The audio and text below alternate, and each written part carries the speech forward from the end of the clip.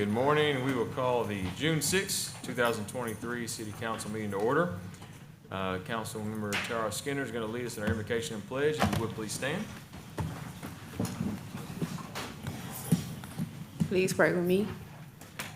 Heavenly Father, thank you for this day. Thank you for letting us get together one more time to discuss the business of the city. I pray that we do that in a manner that's pleasing to you. Amen. Amen. Pledge allegiance to the flag of the United States of America and to the republic for which it stands, one nation, under God, indivisible, with liberty and justice for all. All right. Item 3 is roll call. Marquise, you see that all council members are present. Item 4 is approval of minutes from the May 2nd, 2023 council meeting. I think those minutes were emailed out, so if there are no additions or corrections, they will stand approved as read. Get to proclamations and recognitions. I'm going to do the third recognition before we get to the first two because those are presentations. So I'm going to have the podium.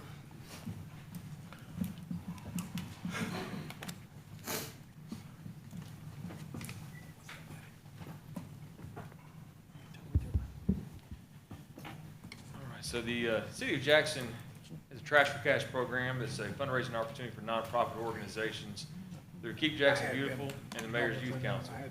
Our coordinator will assign a group to clean up an area within the Jackson city limits for nonprofit groups or volunteers donating to nonprofit groups. You can clean roadways in cities and make $100 per mile up to 10 miles. The city will provide the supplies, verify the work's completed, and pick up the bags. And so our Jackson Chamber Leadership Jackson program, mess me up on this here. Program empowers business professionals to comprehensive understanding of Jackson-Madison County community's opportunities and challenges. Comfort Critters is a community project that began with Leadership Jackson class of 2001. Leadership Jackson Comfort Critter is a stuffed animal that is given to first responders to give to children in traumatic situations. And to date, over 1,000 Comfort Critters have been given to children in need. And these funds will help replenish those. So it's my honor to provide this to the Chamber for their Comfort Critters, Leadership Jackson.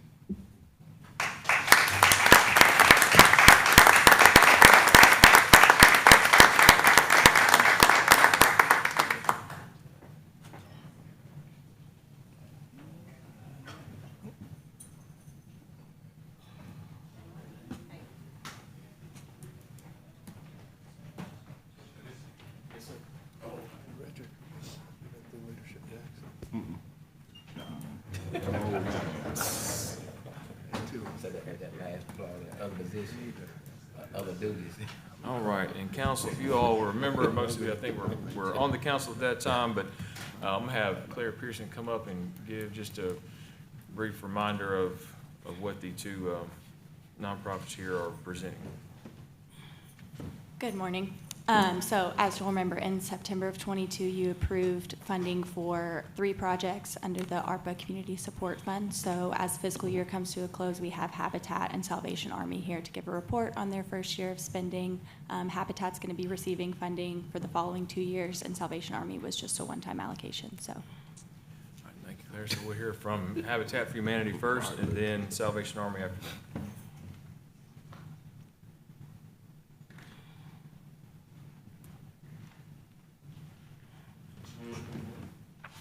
Good morning. Good morning.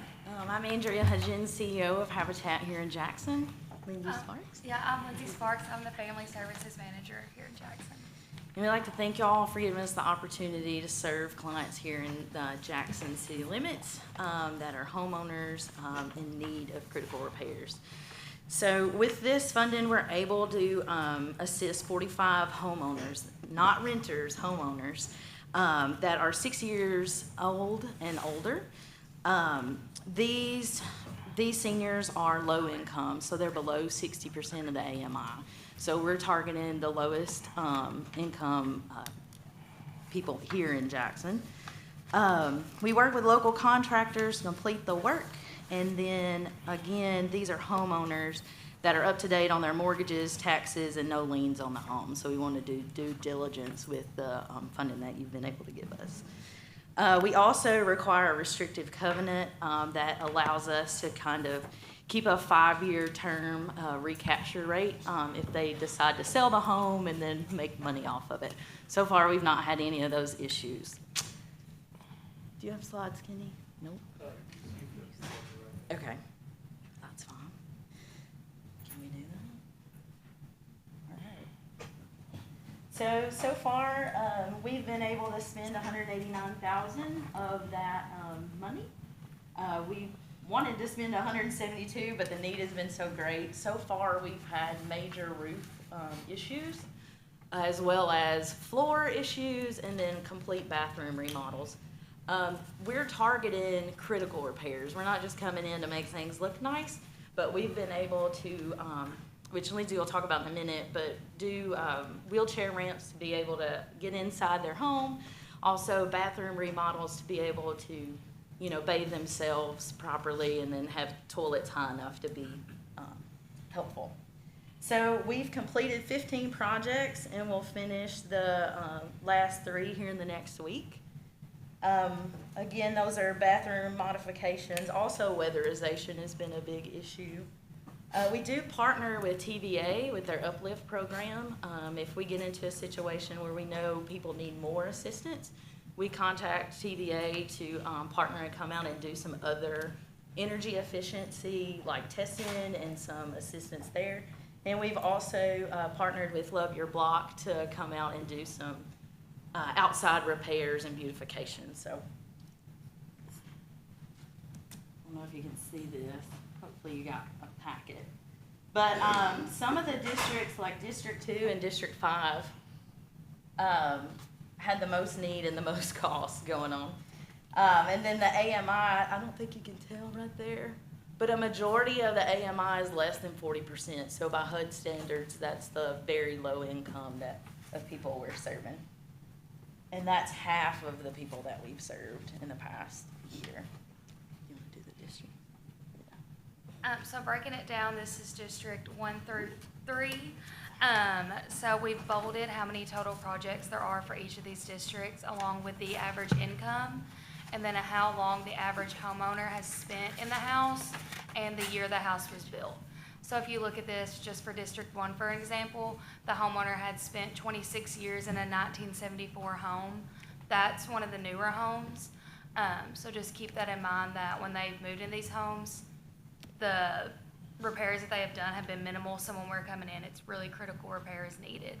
And then on the other page, we break down districts. There we go. Districts 4, 5, and 8.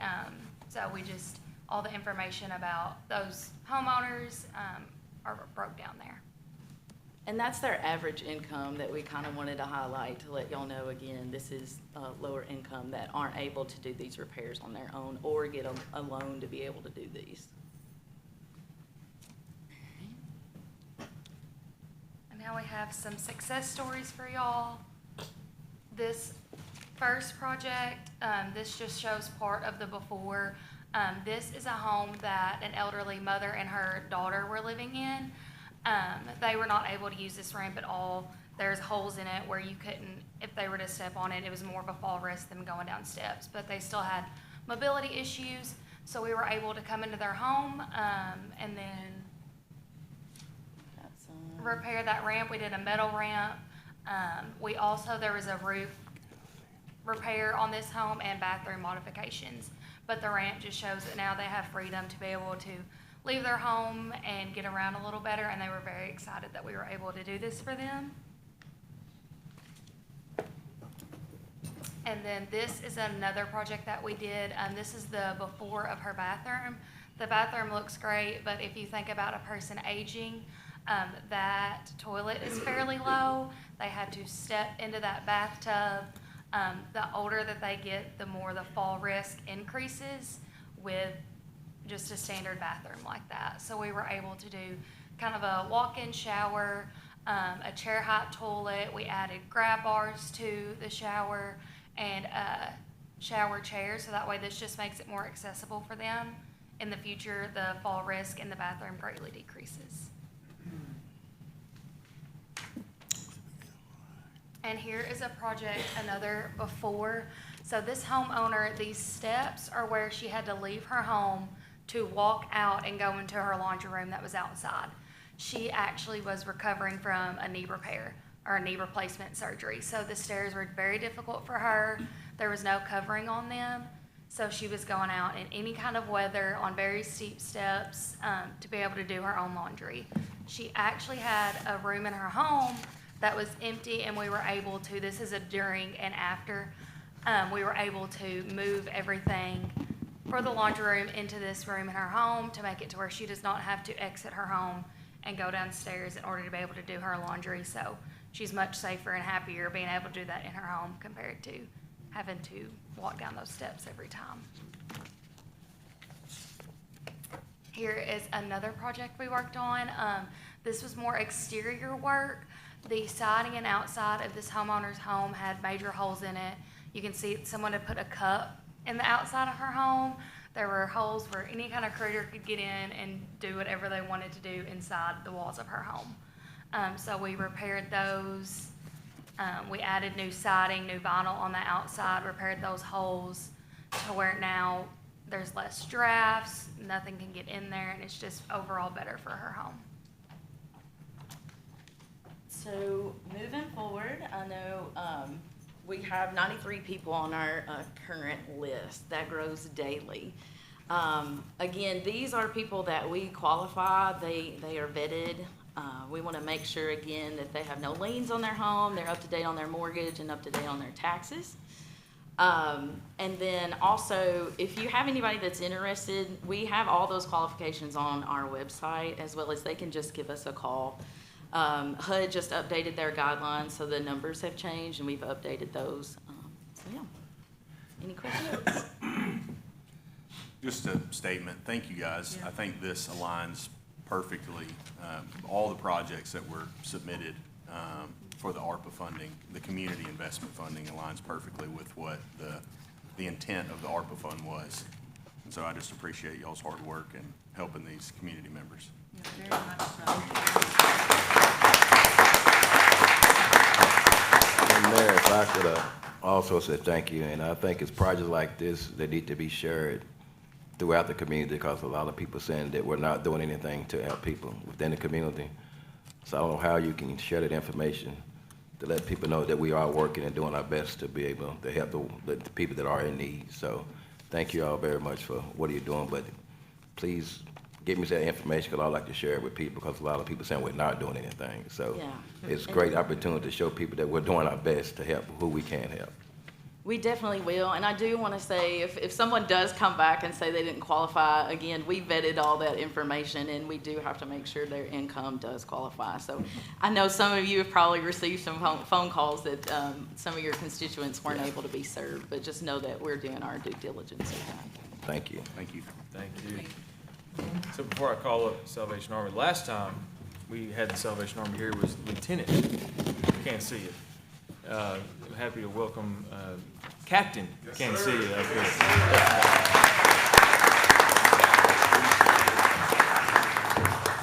Thank you so much for acknowledging that.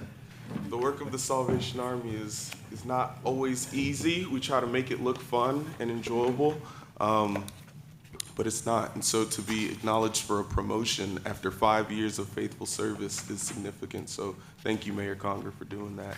And also thank you, City Council, for the award back in 2022 for our ARPA funds to be able to support those in our community that were disproportionately affected by the effects of the pandemic. Many of those people that were disproportionately affected were either those that are living with disabilities or those that are on Social Security and have a fixed or low income.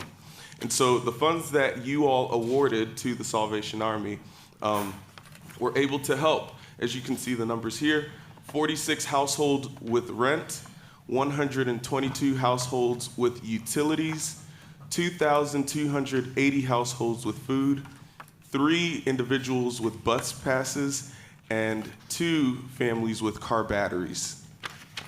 And so when we proposed to the mayor the request for support, we understood that ARPA funds were designed to assist in recovery, to provide stabilization for the economic needs for those that were affected by the pandemic, and respond with equitable ways to recover from the pandemic. And so this morning, I'm happy to report that in 2021, the Salvation Army was able to leverage funds that were given from the state of Tennessee, just over $160,000, to provide this same type of work, assistance with rent, utilities, food, and transportation.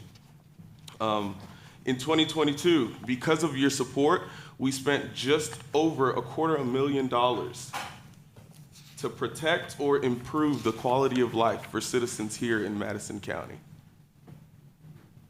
Just over $250,000, $250,000.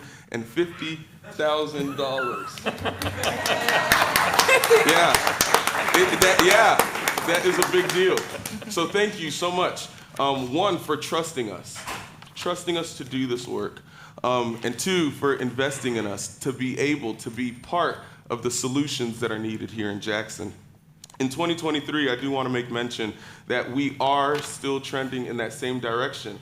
And so whatever we can do to help you all meet goals of improving and protecting the quality of life of citizens here in Jackson, to move them from poverty to prosperity, we're here. We've been here since 1951 doing this work. And today I sit here with Miss Emily Rickett, who is our community engagement specialist, who does a lot of that one-on-one interaction. And for those of you that may not understand the process of social work, I do want to just kind of show what the guidelines are and how we kind of flow through the process of assistance. And so initially we engage the individual through an event of their own or an event that we put on in community or another encounter. We assess and we document the need. We schedule an appointment or an interview. We complete the application process for assistance, and this includes demographics, number in the household, ages and proof of income for household members. We review the expenses and or child tax credit if applicable. We review the verification of need, i.e. a past due or a cutoff notice, eviction notice. And these are all things that are in place so that we ensure that we are good stewards of the monies that were entrusted to us. We contact a third party, which is either the landlord, the employer, the utility company, as necessary. We complete that voucher, provide a receipt of assistance and a need verification form.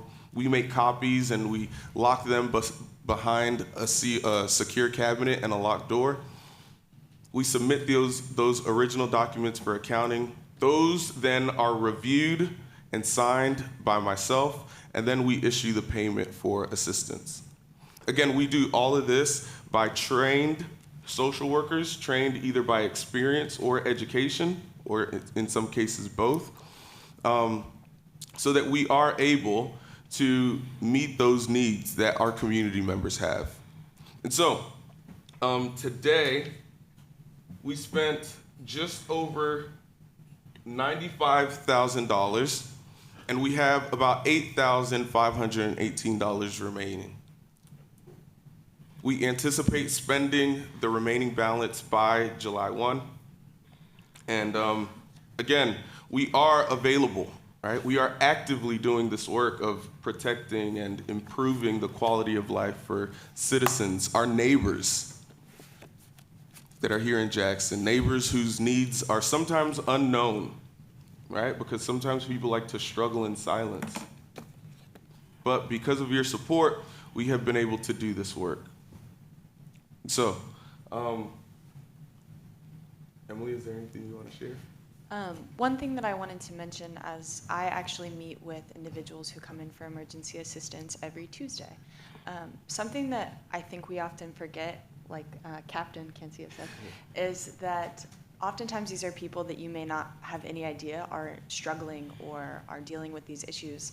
I see the same people who come into my office on Tuesdays in my regular life outside of work. I go to the store on a Saturday and see someone that I've assisted, or that we've been able to assist, because it's not through me, but through you all and through all of us. But it's people that we don't always, realize. I may need help. Something could have happened in someone's life that we have no clues. If your car breaks down and you are barely making enough to pay your rent, how are you going to afford that and then also pay that? And unfortunately, people have to make decisions that to some of us may not seem like a big deal, like a $200 payment for something that you weren't expecting, but that could be the difference in whether or not they can pay their rent or utilities.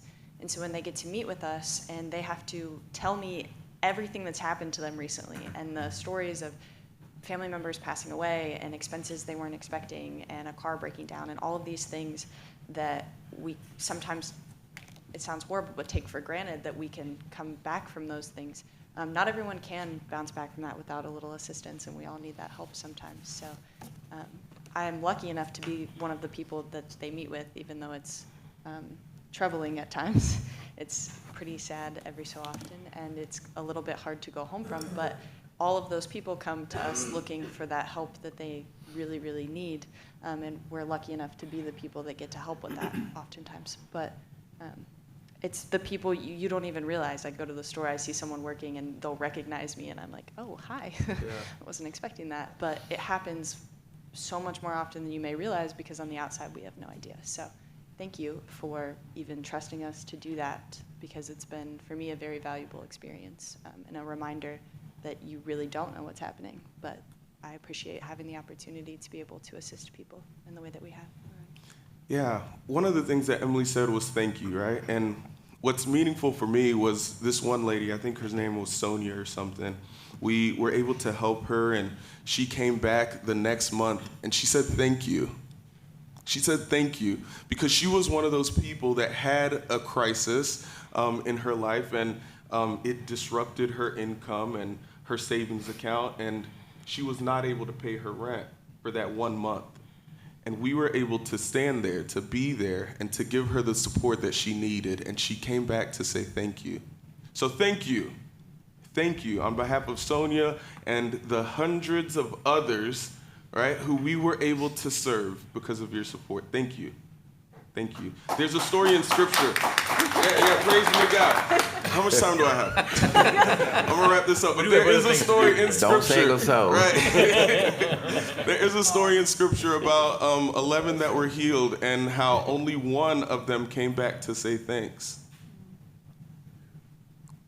Gratitude is so important. So for your compassionate gifts, thank you. Thank you for doing that. Are there any questions? Thank you all for standing in the gap. Thank you. Once again, Mayor, Mark is unique. He's a guy, I mean, I think Salvation Army has been around a long time, but I think he's put Salvation Army at the top of the list in this community with the things you do. And you look around, he's everywhere. So thank you for what you're doing in that community over there and throughout our city. You're doing a great job, Captain. Thank you. Any other questions, comments from council?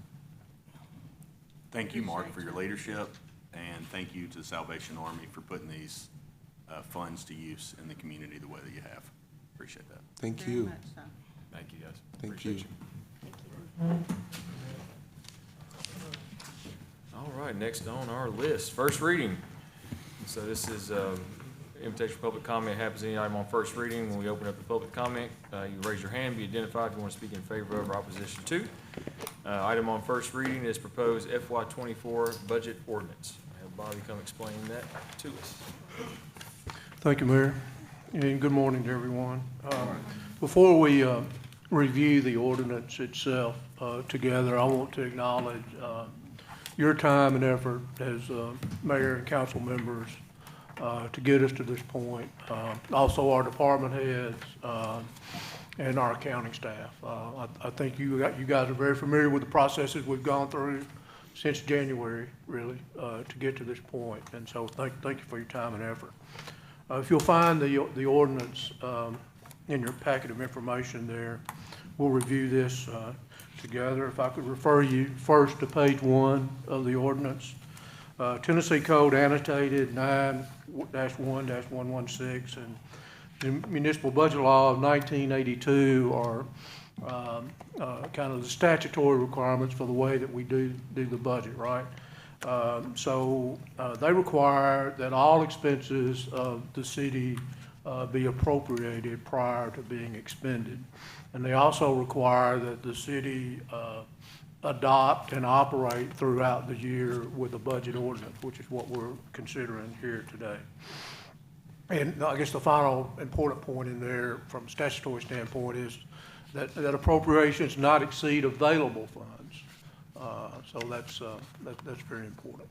So I would refer you to page 2. So beginning on page 2 of the ordinance and continuing for the next several pages are high-level summaries of each of the funds for the city of Jackson.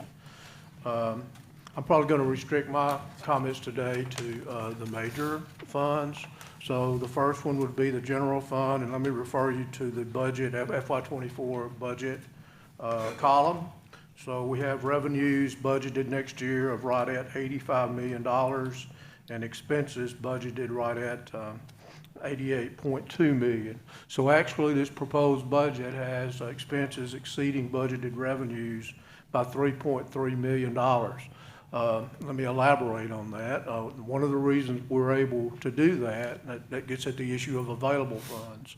And in recent years, the city has been able to grow our general fund balance. So if you'll look at the bottom line for projected ending fund balance at June 30th of 24, for the general fund, that would be $28.5 million after using some of these funds to fund our expenditures for next year. Now, one other very important comment, if you look at the $3.3 million in expenses exceeding revenues, the council has worked hard to come to this recommendation. Actually, of that $3.3 million, $2,925,673 of that amount is a transfer in next year's budget from the general fund over to the capital outlay fund to address our capital needs. And I'll point that out when we get to the capital outlay fund as well. And my final comment on the general fund would be that we have financial metrics that we measure on a monthly basis. One of those would be your unrestricted fund balance as a percent of your total expenses.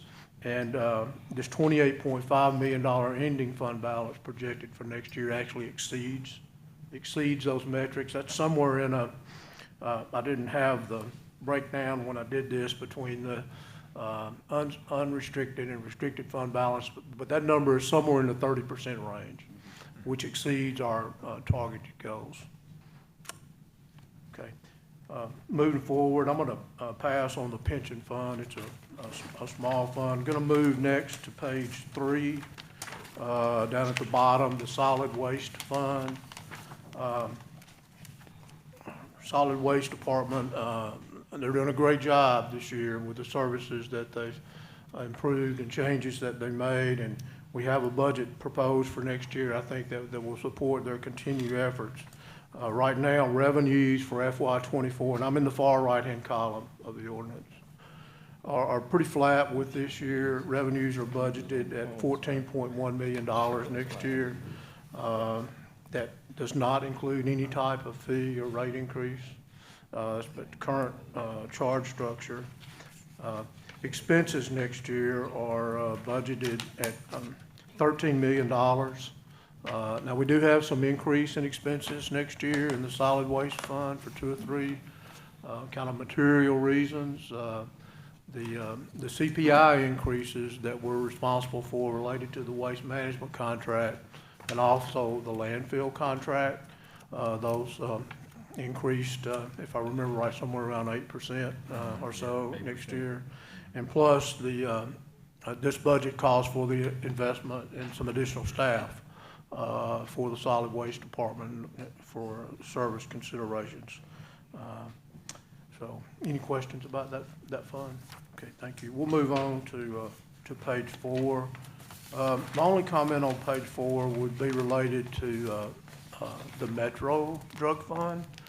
And you'll notice on this schedule, there is no proposed revenue and expense budget for the Metro Drug Fund for next year.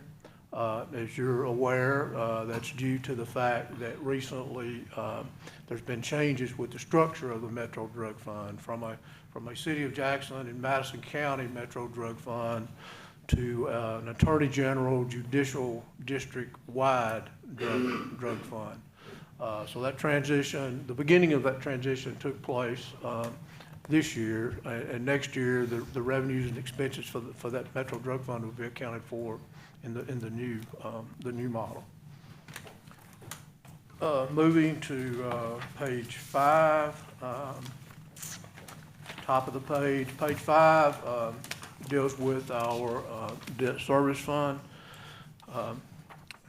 The very good news is that over the last 4 years, we've been able to service our debt as we've been required to do. In addition to that, we've been able to begin to build a small reserve in the debt service fund for future needs. This next year, FY24, happens to be the year where, with our current debt service, debt requirements that exist now, the current debt issues that we have, FY24 is the year, if you look at the debt service schedule, where the maximum amount of debt service requirements exist next year. So they go up about, if I remember correctly, about $600,000 or so next year. The good news is we're able to fund that increase in requirements with no additional tax dollars or other funding going to the debt service fund. We're just using some of our fund balance that we've been able to grow the last few years.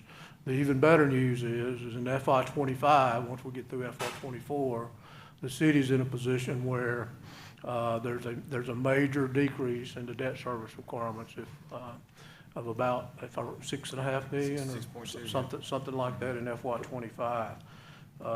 Down at the bottom of page 5, you see some information about the debt service by a particular debt issue. I'll show you this again on another page where it's a little bit clearer.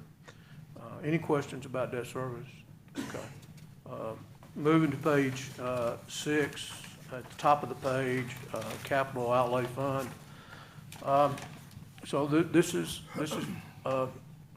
been interesting and got good news here. It appears that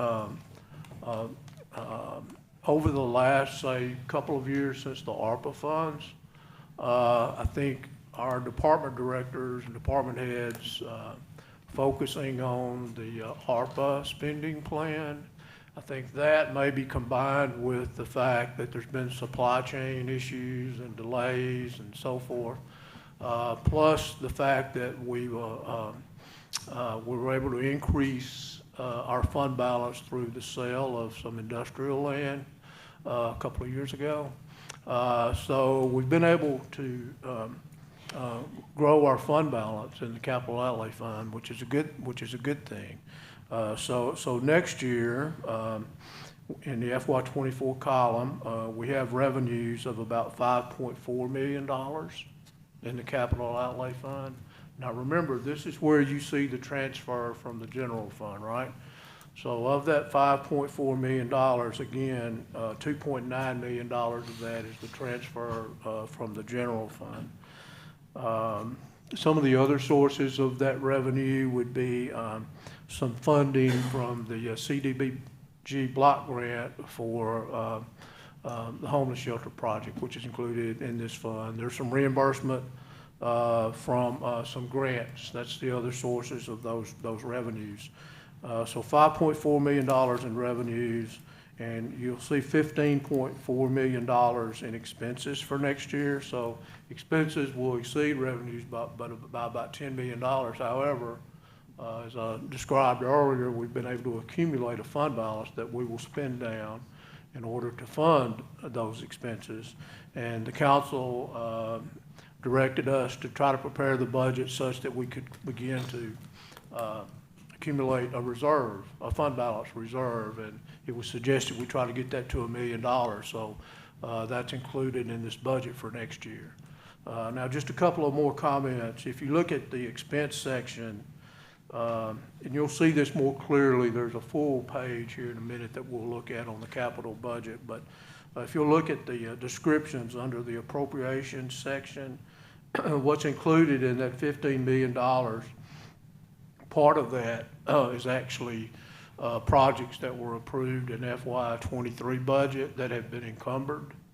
And the balance of those projects, we have to carry over and fund those next year.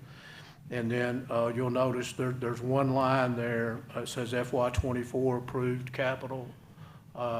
That's the $8 million that's been approved for FY24. And you'll see this more clearly on a page or two ahead. Okay. Going to move to, unless there are questions, I'm going to move all the way to page 8. So one of the requirements of some of the statutes that I mentioned earlier as far as this ordinance goes, one of the data points that has to be included in this ordinance would be what we estimate our June 30th of 23, right? What we estimate our June 30th of 23 fund balances to be for each of the funds, and that's included in that box there in section 2 for your review.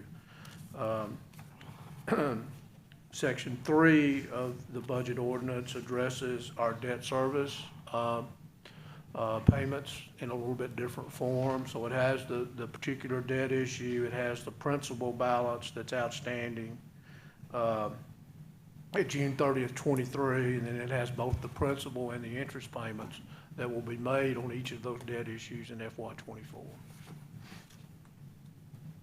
Okay. Moving forward to, I guess it'll be page 9. This is the page that I was referring to you earlier. Just a little bit more detail about the, what is it?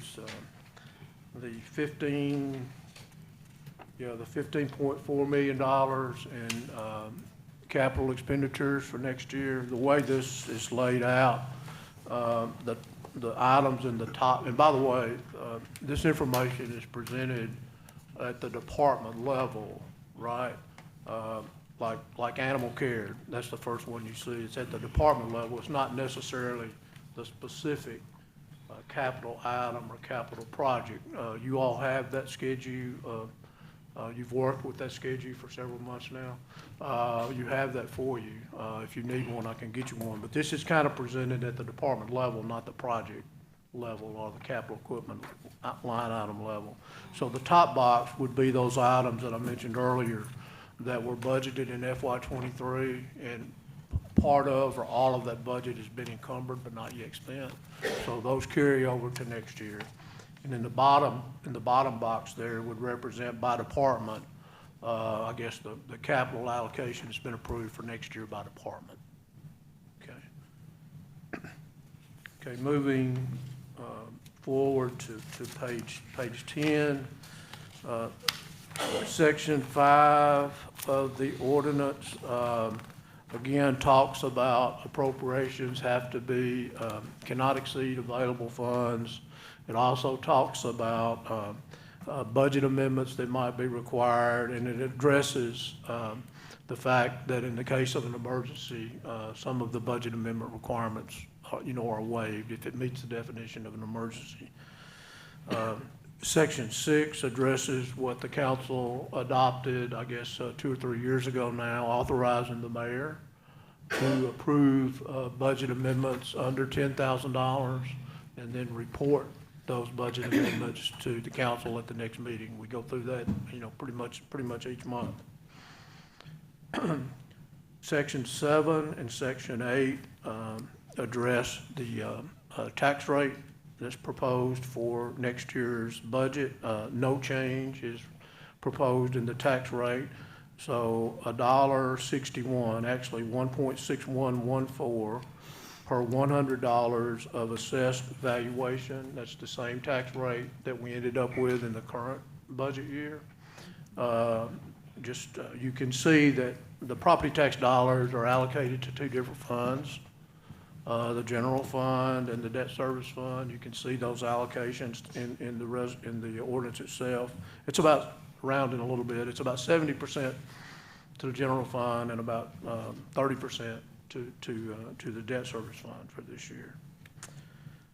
Section 9 addresses the requirements that following approval by the council on second reading, we have 15 days to submit this information to the comptroller for their review and approval. And finally, Section 10 of the amendment, I know you're all familiar with this, but in the amendment, it just speaks to the fact that unencumbered balances or appropriations lapse at the end of the year. In other words, all the operating appropriations, as an example, lapse at June 30th. You have to rebudget them the next year. Now, it does allow for encumbered capital items to be carried over, which we addressed. So that's the ordinance. I'll be happy to address any questions. Any questions from council? I know we've had several meetings about this budget, so any questions for today from council? Just a statement. I appreciate the work of the city department heads, your office, Mr. Arnold, the mayor's office, the budget committee. The council has been much more involved this year. And so I'd just like to. I appreciate bringing up the budget committee. I failed to mention them. They have non-elected official citizen representation, and they have been involved in this budget process and actually reviewed these numbers just last week or the week before last. Just appreciate all the collective work and as we continue to refine this process. All right, this is an item on first reading, so I'll open the public hearing. Anyone wishing to speak in favor of or opposition to can be recognized at this time. Seeing none, I will close the public hearing. Is there a motion? Move to approve. Second. Have a motion and a second. Any further discussion from council? Council, please vote. Motion passed 9-0. Thank you. All right, council, if you allow me to circle back up, I got so distracted by Captain Kensia's sermon that we missed the annual report from the Financial Empowerment Center, so I'll have them come up now.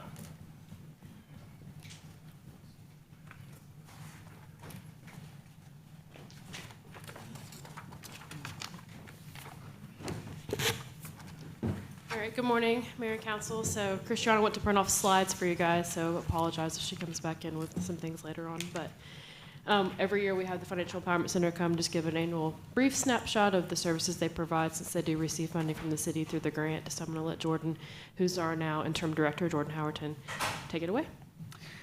Yes, I think you guys all received a copy of our annual report packet. This is based on our data calendar, which runs March to February. So this is for 2022, 2023. And as a quick reminder, the Financial Empowerment Center offers financial counseling for free to residents of West Tennessee as a public service. So anyone 18 or older can come and receive one-on-one financial counseling. And I always clarify for people, when I say financial counseling, I don't mean advising, right? I mean budgets, debt reduction, savings improvement, credit improvement. And so that's what we're looking at today. And I want to start by talking a little bit about our partnerships. Will this work? Maybe not. I want to talk for just a second about our partnerships, because aside from our counselors, the most valuable asset we have is our partners. And so we have 25 partners that either initially committed when the Financial Empowerment Center launched in 2021 or have committed since then. Several of these names you're going to recognize. Most of them refer clients to us regularly, but there are a couple of partnerships I want to actually take a moment to highlight because these are going to be partnerships, our integration partners. Ironically, the Salvation Army and Habitat, who are both presented here today, and the Jackson Housing Authority have actually incorporated our services into their programming. And so these are now either regularly referred or required for their clients. And so our partnerships, though, have been fantastic. And I just want to take a second and say thank you to Captain Cancia and to Andrea and their teams because the work that they do is phenomenal. And it is, our work actually is better because of their work. And so when we partner together as nonprofit organizations, that work is actually exponentially increased. And so that's been really evident in our integration partnerships. So we have, 25 partners. We're one of our, well, I'll get to this in a second. For our first year, we focused primarily on creating partnerships, building a client base, and establishing ourselves in the community. This is a slow start because we're kind of starting from square one, right, from scratch. But we were still able to make quite an impact. We served 115 clients. We held 419 individual counseling sessions. We were able to increase credit scores over 1,149 points for clients. And then we had an increase of our savings for clients of $97,000 and a decreasing of debt of $90,000. Now, these are great numbers, but it is a start.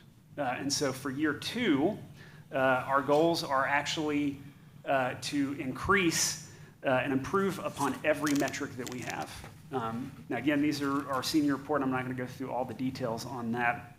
But a few of the ways in which we're hoping to do this is by strengthening our existing partnerships. So that list of partners you already saw, we're already beginning conversations with several of those about how we can become integration partners with them. How can we take these to the next step? And I'll actually go ahead and say I'm happy to report that the Recovery Court has actually just asked us to serve every single client that they have come through their program. And so we will now be a required piece of their programming as well. But we're also going to be looking to establish new partnerships. Currently, we're in the process of doing that with Kirkland's. We've recently started, we've been invited into their facilities to come and meet with their employees. We've also started meeting with those employees just this month. So we're excited to see what this looks like, not just to partner with nonprofit organizations, but also with some of our private and industrial organizations as well. And so we're also going to continue work on expanding our community presence, recognizing that financial counseling works primarily if people know us and trust us, right? And so we want to make sure we are recognized and known throughout the community so that people, so we can work on destigmatizing financial counseling, right? And so that we can work on making this something that's accessible and available to everyone. And then finally, we want to actually expand our work with the Office of Financial Empowerment, which was established this year. We're excited to come alongside what Christiana is doing in that office and support the different initiatives they have as well. So these are some things coming up for year two. Again, if you were to look at the metrics, we're going to increase by every metric this year. And if you happen to look at our budget, we're doing it on a smaller budget than we did last year, so I feel pretty good about that as well. So I'm not going to go through the rest of my report because the impact report is several pages long. There's lots of details in there. But here's what I will say about this. The FEC was initially launched to address an important issue that was revealed through United Way's research into ALICE, which means Asset Limited, Income Constrained, but Employed. And what we found is roughly 44% of West Tennesseans are not financially stable enough to afford basic necessities or financial emergencies. And so if you were to look through the impact report, what you're going to see is that the FEC is directly serving this community. The work that we're doing is addressing this need. And so that's just not verified in the data, though. I do want to take a minute to share a story because this is also verified through the experience of our counselors. So as Lauren said, I am the interim director right now. I was actually hired on originally as a counselor. And so my very first client, Victoria, was actually referred to me by Habitat. And she was working 3 jobs, taking care of 2 kids, had a low credit score, too low to actually qualify for a mortgage. and had an extremely tight income and budget despite working 3 jobs. But she was wanting to buy a house, and she wasn't sure what she could do to financially achieve that. And so over a year, I worked with Victoria on and off to help her pay down debt, rehabilitate loans, and overcome several unexpected setbacks, everything from car trouble that everybody's got to poor reporting by the credit bureaus, right? And over that year, we were able to raise her credit score over 100 points so that she was able to qualify for the loan, but also help her financially prepare for homeownership.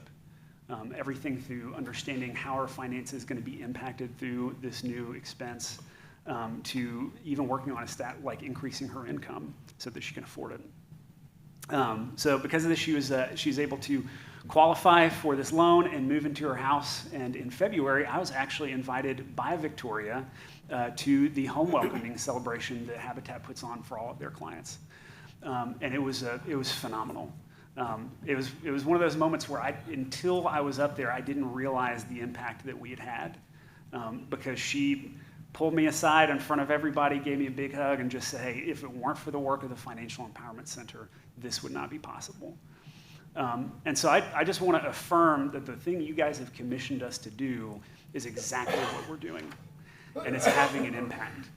This is just one of many stories of our clients who haven't just moved from a place of financial instability to stability, but who've moved beyond that to achieving greater financial goals. And so that's our annual report for 22 and 23. I'm happy to answer any questions, though. I have 2 to ask you, Yes, sir. and I commend you for what you're doing and what the FEC is doing. Is there any type of project going on where you have a meeting with or discuss what you're doing with creditors? Because a lot of times they are not sensitized to what people are going through, like you mentioned a minute ago about this lady. And they just think everybody can come up with $1,000 to take care of an emergency if it comes up right then. They just don't realize that a lot of people can't do it. I think you said 40-some-odd% could not do that. And at some point, when they are told that and they are shown that that's the case, sometimes it sensitizes them to the plight of persons in this particular category. So do you discuss anything at all with creditors? I know the focus is on, the people, but is that one aspect that you do have or that you may contemplate doing in the future? Yeah, that's something we would definitely be open to. It's not something we currently do. I'll say part of that is because a lot of the creditors that people work with are national, and so the people that they're talking to are on the phone somewhere else. But we have actually had a meeting with a local creditor. I'm going to forget their names if I try and say it right now. And what I was actually genuinely encouraged by in my conversation with them was their awareness of the issue that you're talking about and the ways in which they at least communicated to us the ways they try to compensate for that, right, and remain sensitive to clients. So. Okay. And number 2, the credit score increase, the points, 1,149. Do you have a metric, or can you determine from the information that you have what the average credit score is among the people that you helped, and then what it increased to after you helped? Yes, I don't have that on me, but that's something I can get a hold of for you. Okay, please send that to me. Yeah, absolutely. Thank you. Absolutely. Any other questions from council? Yes, Mr. Chairman, Jordan, thanks to you and your team. You are literally changing lives in this community. One piece I was hoping you could explain a little bit was the client retention piece in your report. Yes. Yes, so client retention for us. So let me see if I can find that page. Client retention, here, yes. Okay, so, if I'm looking at that correctly, there we go. Yes, so we recognize that for clients, most of our clients see their most significant impact after 4 or more sessions, right? And so we aim for high retention among our clients. That includes us calling them regularly to touch in and make sure that the things they're working on are successful for them, as well as making sure, hey, if they weren't able to make an appointment for one reason or another, finding the right ways to reschedule with them. And so thankfully, we have a very high retention rate. So when we look at financial empowerment centers nationally, we actually exceed expectations on retention. So does that answer your question, or do you have something more specific? Well, I really wanted to kind of get your take on it. Obviously, like you said, 4+ sessions. I guess what makes a client sticky, and what strategies do you have in place to hopefully increase that? Yeah, great questions. So what makes the two things I think that make a client sticky clearly is motivation, right? And so we have clients coming in with a wide range of motivations, right? Some of them are pretty desperate, and so, man, they're sticking with it long term because they recognize the depth of their scenario. Some of them kind of come in because they're not 100% sure what it is, but they think they might need some help. And so depends on their level of motivation a lot of times to what their stickiness is. And so one of the things we do is we work very hard in our first session to communicate, man, where they're currently at, where they want to go, and what the reality is it takes to get them there. But the second thing we find is pretty consistent communication. And so, again, we work hard to make sure that we schedule all of our appointments at the end of our session rather than trying to call them back later and reschedule that way.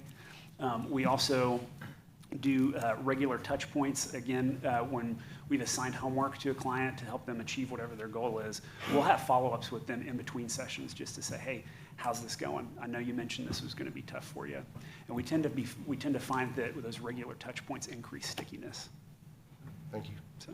Let me just say one other thing. I think, and this might be comical to some people, but I'm sure you give them all best advice you can give them. But tell them also this one piece of advice, not to co-sign for anybody. Make sure you tell them that. 100%. All right. 100%. From one who has experience. Yeah. I'm sorry about that. Thank you all so very much. I want to remind the council, as you may not remember, that I applied for the same grant when I was at United Way, didn't get it. Lauren Kirk comes in, applies for it, gets it, applies for another financial empowerment grant, gets, this is all grant-funded program, so Lauren Kirk is responsible for these programs starting in Jackson, so thank you for the work that you do. Thank you. Thank you, guys.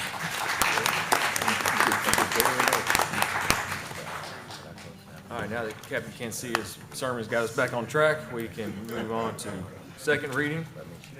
Item 1 is proposed budget amendment, Jackson-Madison County Library, in the amount of $20,000. So moved. Second. Motion is second. Any further discussion? Council, please vote. Motion passed 9-0. Item 2, changes to Title 8, Chapter 2, Beer. So moved. Second. Motion is second. Any further discussion? Council, please vote. Motion passed 9-0. Item 3 is changes to Title 10, Chapter 3, Animal Control, Vicious Dogs. So moved. Have a motion and a second. Any further discussion? Council, please vote. Motion passed 9-0. Item 4, consideration of an ordinance to rezone property located at the southwest corner of West Forest Avenue and Lambert Boulevard from RG2 General Residential District to B1 Medical and Related Services District comprising of 1.02 acres more or less. So moved. Second. Motion is second. Any further discussion? Council, please vote. Motion passed 9-0. Item 5 is consideration of an ordinance to de-annex an area referred to as Jack Hornsby, submitted by Jack Hornsby, comprising of 14.09 acres more or less, located on the 220 block of John Williams Road. So moved. Have a motion? Second. And a second. Any further discussion? Council, please vote. Motion passed 9-0. All right, moving on to new business. Item 1 is consideration of our FY22 audit report.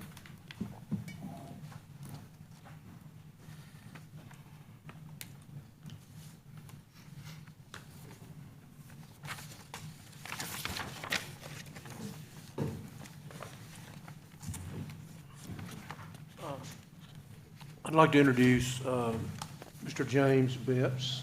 Mr. Betts is a partner with Malden and Jenkins, our audit firm, and he's the partner in charge of our audit. And he's here today to, I guess, what was it, last week, or was it last one? Okay, so last week, Mr. Betts presented the audit to the audit committee. I think some of you council members are members, and others actually attended that presentation. But he's here this morning to present to the entire council. So I'll turn it over to Mr. Bentz. Thank you, Mr. Arnold. Good morning, Mayor and Council. As you mentioned, my name is James Bentz, and I am the engagement partner for the city's financial and compliance audits. Today, I did meet with last week I did meet with the Audit and Budget Committee to go over the summary results, and today I'm here to just present the highlight information to you all as well. And certainly at any point, feel free to interrupt and ask any questions. I'd be happy to try to answer them. This is the summary for your June 30, 2022 audit. Malden & Jenkins, we are a regional firm. We serve about 650 local governments throughout the Southeast.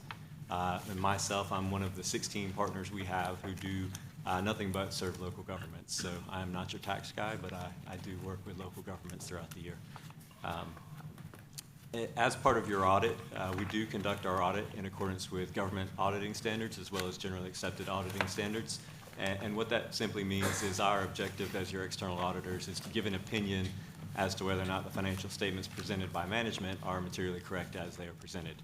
We do not give absolute assurance on the numbers, and we do not test every transaction. That's not required in an audit, and that's not what an audit would entail. But we do give an opinion as to the presentation. And so we did give an unmodified opinion, which is a clean opinion for your financial statements. One thing that I always like to point out in there, you do have two component units included in your report, the Jackson Energy Authority and the Community Redevelopment Agency. We are not contracted to do their audit. They have their own independent auditors, and our opinion as it relates to their numbers are based on their independent auditor's report. So again, you received the unmodified opinion, meaning their numbers are correct. However, we didn't audit those numbers, so just to make sure that is clear. In your financial audit, you all did have federal expenditures that exceeded $750,000 this year. You actually were just over $4.7 million in federal expenditures, and so you're required to have a compliance audit on those dollars as well. And so we conducted what's called a single audit on your coronavirus state and local fiscal recovery funds, which is your share of the ARPA dollars, as well as your highway planning and construction grants. And so with both of those audits, you received unmodified opinions and no material weaknesses to report on those. And so those programs are selected through the guidance of the uniform guidance based on total dollars spent and required coverage ratios. So that's how they're selected each year. And those were the two programs that we audited this year. In your financial statements, one of the highlights I was going to touch on, actually, Mr. Arnold touched on that in your budget session, but your fund balance in your general fund is usually where everybody looks to see how you ended the year. And at the end of June 30, 2022, your fund balance, your unassigned fund balance, which is the equivalent of the unrestricted fund balance, was about $24 million, or about 34% of your annual expenditures. And so generally, you look for most governments to kind of trend, especially for June 30 year ends, where you're kind of at your cash low point, right, because of where property taxes come in. You tend to look for those to try to want to be at like 25% to 30%. So you're sitting at 33% last year for June 30, 21. I believe you're at 38%. So you've been trending in a good direction. And obviously what that allows you to do is use those reserves to help fund expenditures. And generally you like to see them funding one-time capital costs and not using reserves to fund ongoing operating costs. Also, in this year's audit, as I mentioned, we did conduct the audit in accordance with government auditing standards, and what that requires is anytime we have material audit adjustments made to the financial statements, we have to report those to management. So we did have two material weaknesses in this year's audit report, both related to accounting journal entries that were posted, and I always like to kind of clarify that those are recognition period adjustments, and so these are not items which were unrecorded and not in your financials, but the period in which they were being reported, whether it was 23 moving them to 22 or within the appropriate funds within 22, we had adjustments related to the revenue recognition process and the expenditure recognition process. We've met with management. Was that remedied? You pointed it out as a weakness. Has it been taken care of? We haven't audited 23 yet, so I can't say for sure, but in discussions with management, they're year-end adjustments, and they're all explainable and certainly easily correctable. there was some turnover in the 22 closeout period, which I think drove a lot of those adjustments because they're atypical to the results for the city. And so I expect them to be corrected for 23, yes, sir. Is that anything that would arouse any type of investigation from the comptroller? No, sir. Thank you. Also in there, we have a recurring point, I guess you would call it, a repeat from last year. So we do have a segregation of duties comment. Obviously, with a lot of local governments, you have situations where your finance department is not ideally staffed so that you can truly separate all facets of each control process, whether it be cash receiving, revenue, recording processes. And so when you have those situations where you have one individual or an individual who may have access to that information, what we really want to try to do is build in compensating controls to oversee and help prevent errors from occurring, whether it be intentional or unintentional errors happening. And so the city has that issue. Obviously, the ideal situation would be we just hire more people and fill in those not vacancies, but fill in those and segregate those roles. But what we're trying to work towards is developing compensating controls when we can't have adequate segregation. And so we were working on that. I think you all are probably aware we had some turnover in the city's finance department this year, and it makes it tough to kind of put in those controls when you have a lot of moving pieces. And so that's still a work in progress. And obviously, as I mentioned, we have not done the 23 audit, but I know Mr. Arnold's been working to try to fill roles and segregate and compensate in the control process to help mitigate those risks in this process. So those were our three findings that we're required to report this year. Otherwise, happy to take any questions from anyone on the council. Could you talk through, when we're looking at our debt service, one thing that I saw jump was the Madison, accounting for Madison and our debt service, that some of the metrics that we track, that kind of sparked a little flag for me to look at. Sure. Could you talk about the GASB changes and why that occurred? Absolutely. So as Councilman Taylor mentioned, this year there was a new accounting standard required to be implemented, which was GASB Statement Number 87. GASB does have a tendency to follow FASB accounting just a year or two behind. And so what's really changed is how we look at leases. Historically, you had capital leases where, say, you leased and acquired a fire truck, you would capitalize that as an asset of yours because you're going to retain it, and you have the debt on your books. And then you would have operating leases where maybe you don't own the asset, and so you didn't record that on your financials. Now with 87, we've kind of done away with that, and essentially if you have a non-cancelable contract for any amount of time that extends beyond 12 months, you now recognize that as a liability. And so as that was being implemented, you all also entered into a new agreement for a school facility for Madison, where you are the borrower of the funds for the school. And so now under GASB 87, you've had to recognize that as a lease obligation. And the facility side of that, you obviously are not owning. You've moved that over to the school system for their operation and maintenance of the facilities and use of that building. So with that, you're now recognizing, I believe it's about $11 million of a new lease liability, which isn't a true debt in the sense that most people think of bonds or notes, but it is a lease liability where we've contractually committed to making the payments for this facility, totaling approximately $11 million over, I believe it was 20 years, but and so that gets captured, and it historically has not been in your debt service fund, but now you'll recognize annually those principal and interest payments based on the terms of that contract. And so that was certainly something that you would have had to consider in your budget process as far as recognizing those as principal and interest, where historically it might have just been payments that you made annually. Any other questions? Mr. Bentz, did you bring printed copies? Yeah, I was going to speak to Okay. that. He brought those this morning. We'll distribute those before you leave today, or put them in your mailboxes, one of the two. So, Okay, yeah. I appreciate that. All right, any other questions from council? All right, is there a motion to approve the audit report? So moved. Motion, is there a second? Second. All right, any further discussion? Council, please vote. Motion passed 9-0. All right, thank you. Thank you all.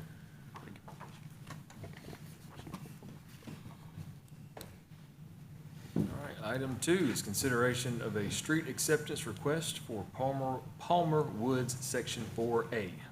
So moved. Have a motion? Second. And a second. Any further discussion?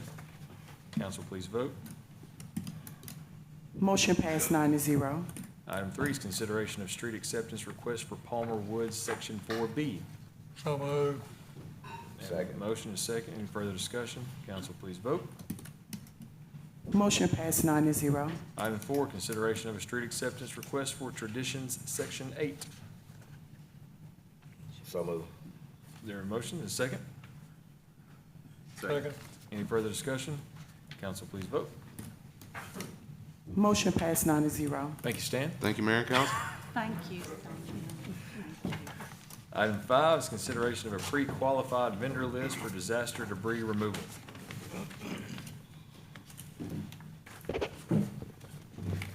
Good morning, Mayor and Council. Good morning. We took bids for disaster debris removal. The objective of this bid is to identify and enter into contract with pre-approved vendors for debris removal services following disasters as they're activated by the city. 7 bids were received. An evaluation team comprised of H&S, EMA, Street Department, Risk, and Purchasing recommends the attached pre-qualified vendors list to enter into contract with when there is a declared disaster. All right, any question from council? Is there a motion? So moved. Have a motion and a second. Any further discussion? Council, please vote. Motion passed 9-0. Item 6 is a consideration of a contract with Aero Paving for hot mix. Bids were received for hot mix. This is concrete surface mix that's used for the maintenance of our city streets. 5 bids were received. It's the recommendation of the Street Department and Purchasing Department to award this bid to Aero Paving as best bid. This best bid was received at a cost of $90 a ton. This will be a 1-year agreement, and the city will have the right to 4 1-year options to renew. So moved. Have a motion and a second. Any further discussion from council? Council, please vote. Motion passed 9-0. Item 7 is consideration of a contract with LU Incorporated with repair and/or installation of guardrails.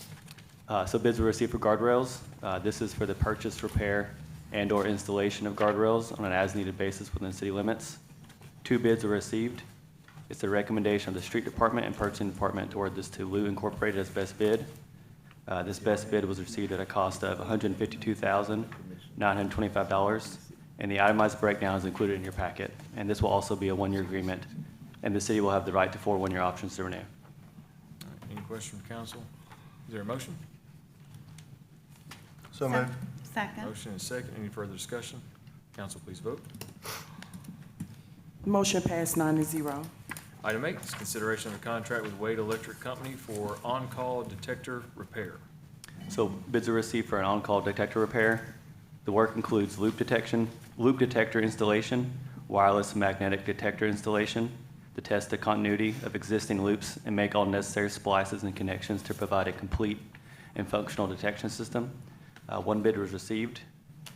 It's the recommendation of the Engineering Department and Purchasing to award this bid to Wade Electric Company as best bid. The total bid cost is $89,180. And in your packet, you'll see the itemized breakdown, and this is also a 1-year agreement.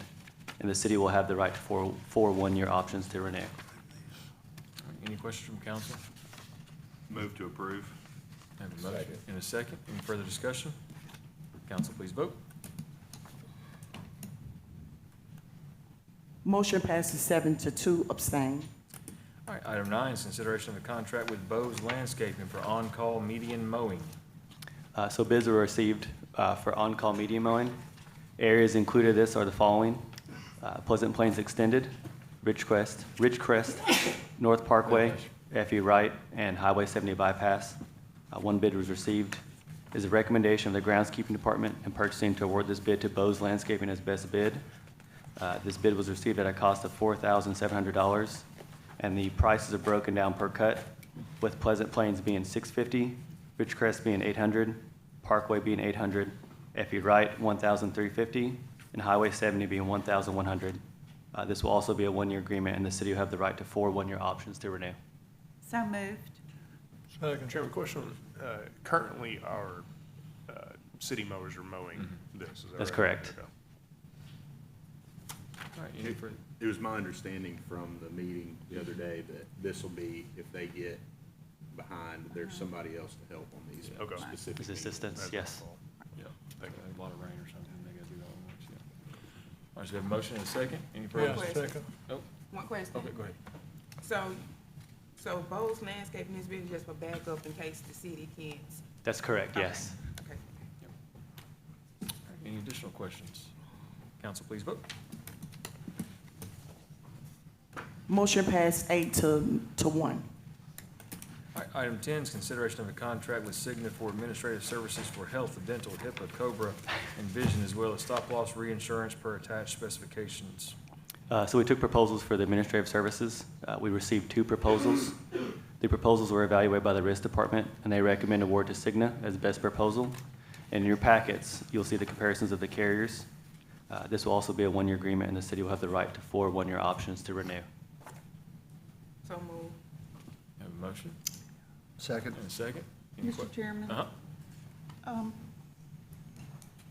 I'm pointing to her. She had a fact that I wanted brought out so the public could know this. Yes, so I think what you're referencing is the first responder mental health program. So Cigna, we did feel had the best savings, but in addition to that, they offer a mental health benefit program targeted specifically for first responders. They have a partnership with National Emergency Responder and Public Safety Center, and they have clinicians in their network that have taken that certification that give them a additional specialized area, I guess, in treating first responders and their families. So I've been working with the police department and the fire department for a while now to improve the mental health program that we have to offer our first responders. So this piece kind of fit perfectly in part of that program that we're trying to build and improve. All right, Thank you Stacy. so much. You're welcome. Councilmember Wallace for recognizing that. All right, any further discussion? Is the network coverage the same as what they have with BCBS? Yes, we did, it is not much different. We did an analysis of the last 12 months of who the city employees had saw or who had been to for treatment, and 99% were in network. So yes, there may be some that aren't, but there may be additional that weren't that will be now. So, but we shouldn't see too much disruption from that. Mayor, I have a question. On that piece you was talking about, is there any way we can get that information out to the community? Because I think it's very important that that component is known, that we do have, that we'll be able to help on our post department and our fire department to be able to assist people with mental health issues, you know. Yeah, we have, thank you, we have a plan to get that out, we're gonna wait for the vote to make sure y'all approve. Thank you, sir. All right, any additional question from council? Council, please vote. Motion passed 9-0. Thank you, Mayor and Council. Thank you. Item 11 is consideration of state contract 1 and 2 renewal with TDOT. Yay. So moved. Yay. Have a motion? Second. And a second. Any further discussion? Council, please vote. Motion passed 9-0. Item 12 is consideration of ratification of private act allocation of hotel motel tax. So moved. Have a motion? Is there a second? Second. Second. Any further discussion? Yeah, I want to know, go. This is the amendment. So last year, Councilman, the city and the county both approved the amendment to the private act to extend the year from December 31st, 2023 to December 31st, 2024 for Great Wolf Lodge to start their construction. And so this is a one-year extension to that private act amendment. So after the city and the county both approve it, it goes to the state for approval, then we have to come back and ratify it at the local level. And that single tourism project they were talking about, that's the Great Wolf? Yes, sir. That's what it is? Yes, sir. All right, thank you. All right, any other discussion or questions?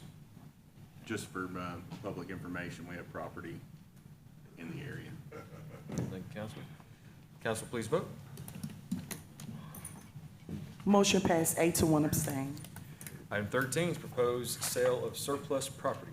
So we have two pieces of property, surplus property, that have been through our internal checklist or policy that we want to bring to you today. One is at 222 Elm Square Alley. The other one is at 214 East View Avenue. The offer on the Elm Square Alley property is $1,500. The offer at 214 East View Avenue is $1,000. We're recommending that we accept those offers. There's about $1,400 a year estimated for each one of those properties related to mowing and cleaning up and yard maintenance that will avoid those costs moving forward, so. All right, any question from council? Is there a motion? Motion to approve both sales. And motion and second. Any further discussion? Council, please vote. Motion passed 8 to 1 abstain. All right, item 14 is budget amendments less than 10,000 to sunshine the council. Item 15, consideration of invoices over 10,000. So moved. Motion and second. Any further discussion? Council, please vote. Motion passed 9 to 0. All right, before we adjourn, council, I want to let you know we'll be having a special called council meeting next Tuesday, June 13th at 9 a.m. for second reading of the budget. And also at that time, recognize our council members who are ending their term, and then one special recognition for a long-term council member ending his term the end of this month. So see y'all next week at 9 o'clock. No Wait, before you do that, Mayor, let me say this one thing too. And I should have said it earlier when the budget was up, but Councilman Dodd was talking to me and I missed it. I want to just put on the record that I'm in favor of the budget and I'm going to vote for it on the second reading. However, I've been talking to Mr. Black about an issue that my constituents and me think about. There are no restroom facilities in Shirlene Mercer's Park. And during the course of the coming budget year, I'd like to just put on the mind of the council that if there are any funds available that we can do by budget amendment or whatever, I would ask that we would prioritize whatever we have so that we can find a way to put some restroom facilities in Shirley Mercer Park, because it's being utilized by a lot of people now, and we need that. Yes, sir. Thank you very much. All right, no further business. Meeting adjourned. He told me, he said they trying to